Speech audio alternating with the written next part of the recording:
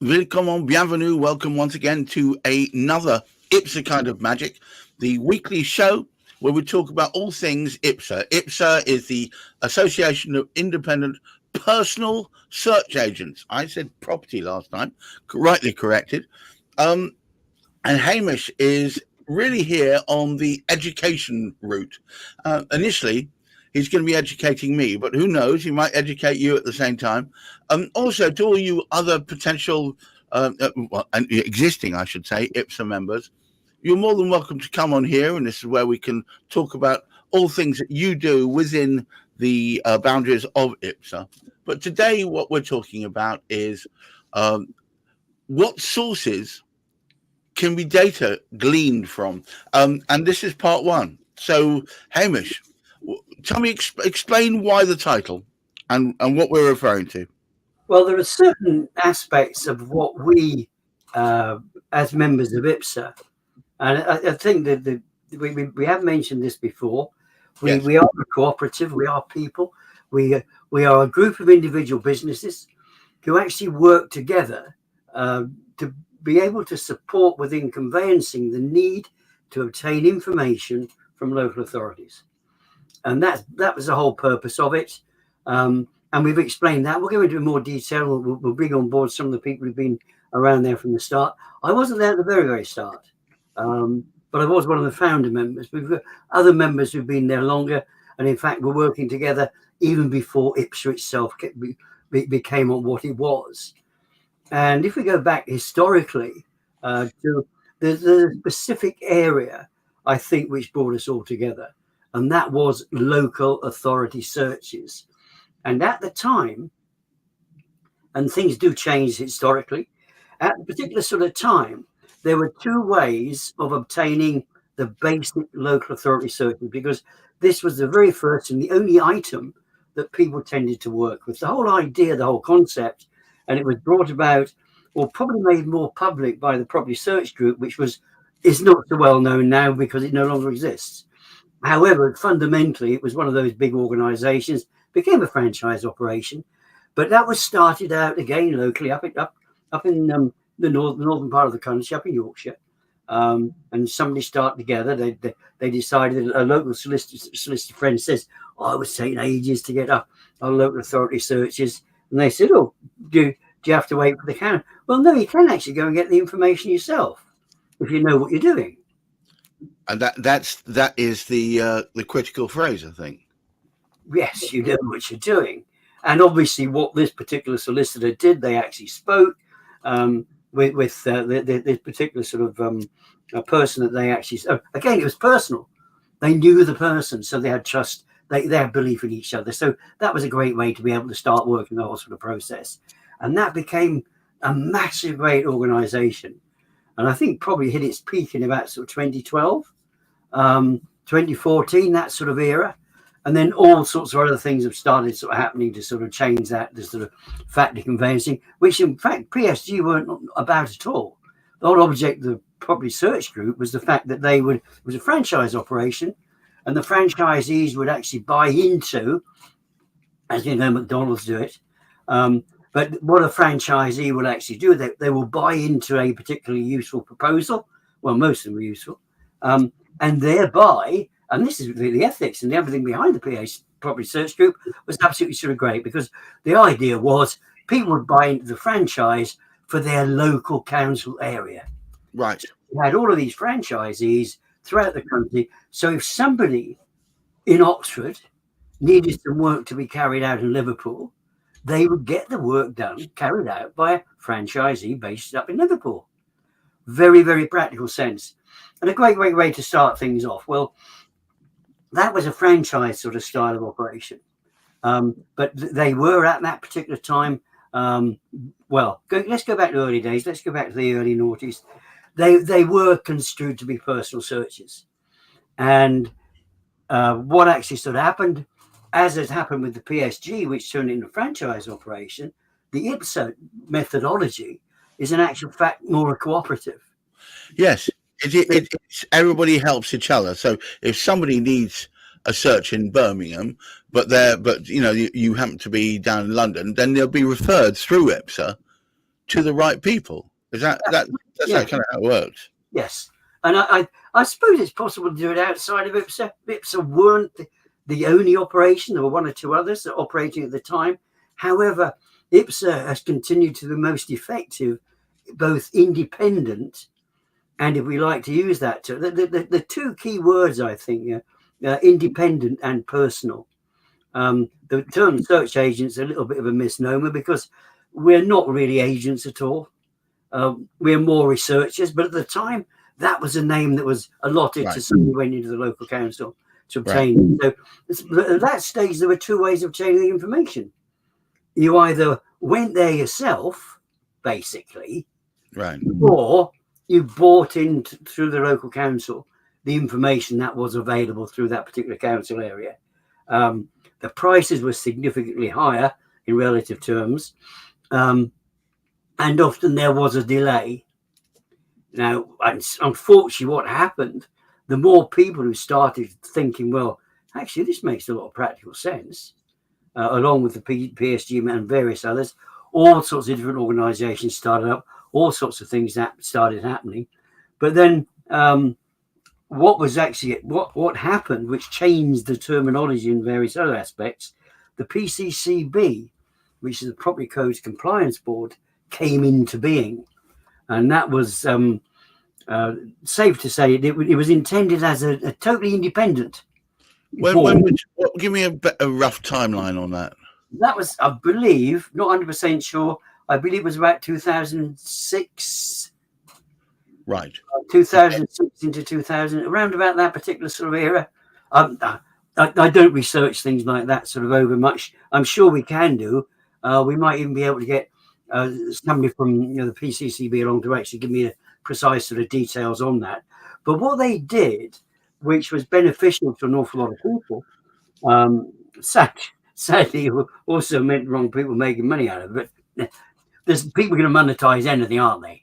I'm afraid so. If it moves or if it stands still for long enough, somebody will try monetizing it. The Property Code Compliance Board actually sort of changed because they actually, if you like, they were a board that looked into regulated the way in which people were carrying out this because you look at conveyancing has been around, I think, since 2017, since the 18th century, since the 1700s. The conveyancing. In fact, it's even talked about prior to that. I think it was do you remember William of Orange?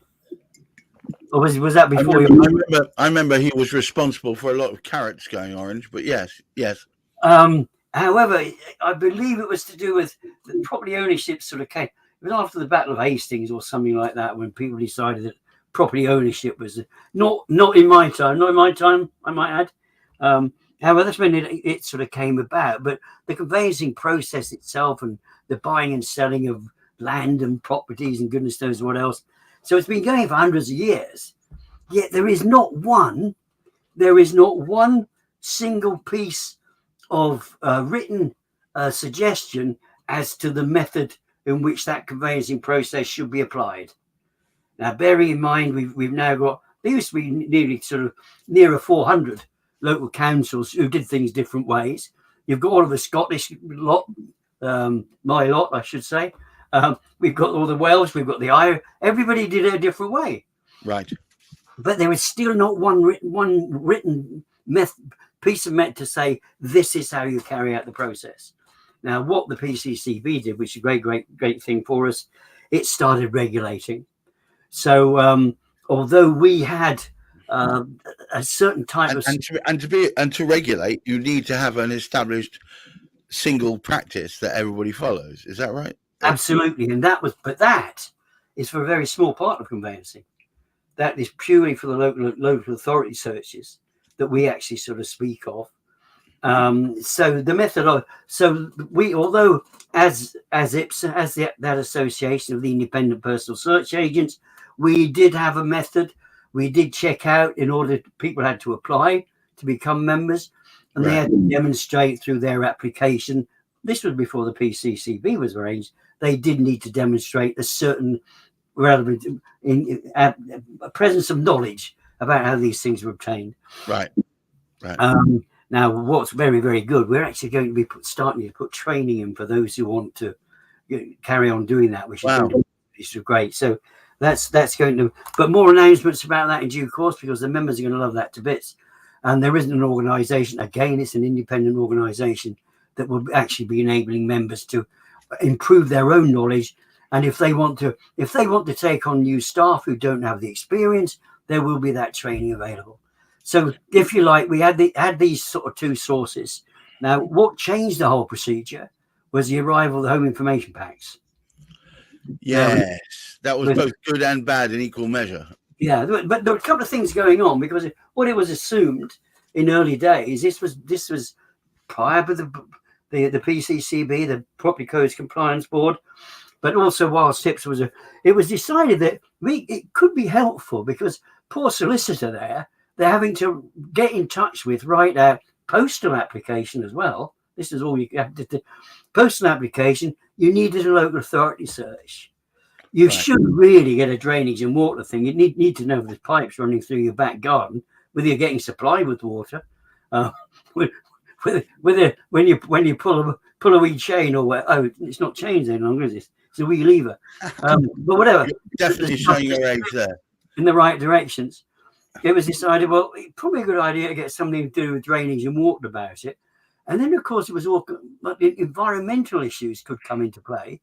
What was on the ground underneath was all sorts of different things. So it was decided that, hey, hang on, if you're going to provide a service to the legal profession, it would be a good idea. Hey, look, let's make it a sort of pretty one-stop shop sort of type of thing. Why don't you provide them with the 3 searches which they're going to need? But then, of course, it expanded, didn't it? Yes.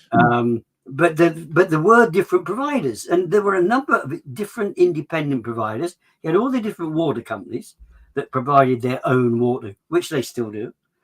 But now there's a regulated drainage and water search, which can be obtained through not just IPSA members, other organisations will provide those as well. But it's regulated by the PCCB, which is great, and also environmental. Now, there are something like 5 or 6 different environmental providers, only one of which I think works closely with the PCCB.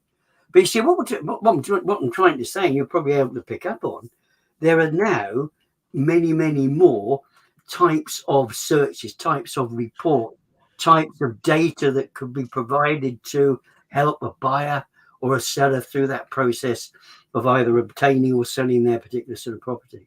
And a lot of people may think to themselves, well, that's all fine, but it's all online, isn't it? It's easy to access it. You can access it from one area.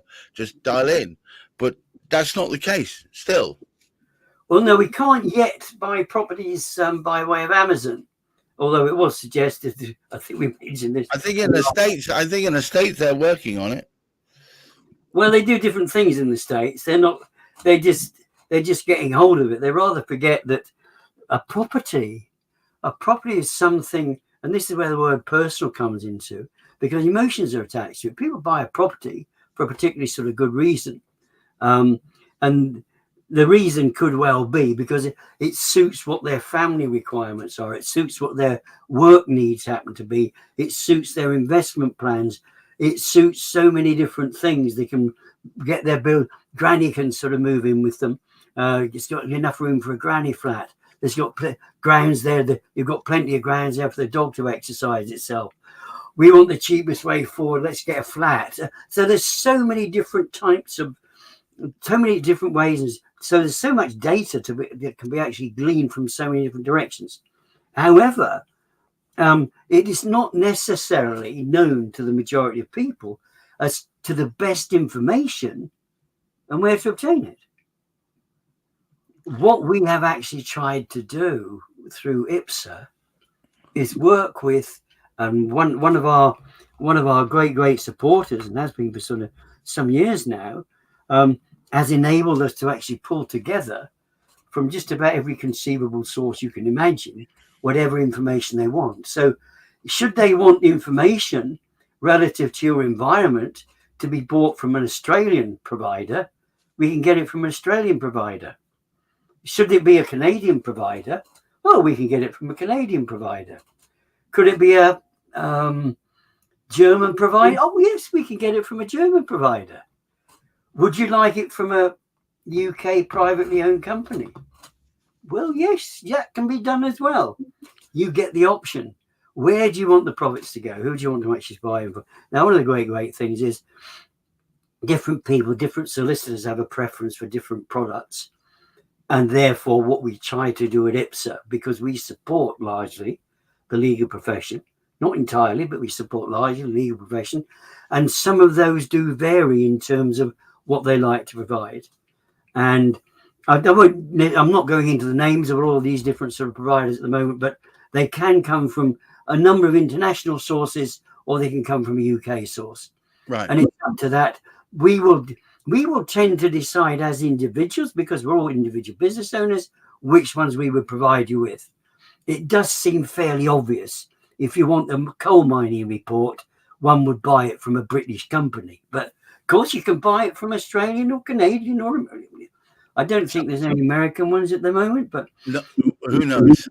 Who knows? However, yeah, you just best let you say briefly first. No, all I was going to say is that we this is part one, and there's more to talk about in that realm in part two. But suffice it to say that IPSA works as a cooperative, that the members work with each other. Hamish is the current chairman, and they work with each other to try and ensure that everyone who needs property searches is given to people with local knowledge, often knowledge and relationship built over many years. But we will talk more about that next time round. Thank you so much, Hamish, for once again shining light into areas where darkness usually reigns, mostly the upper reaches of my mind, and I'm learning as we go.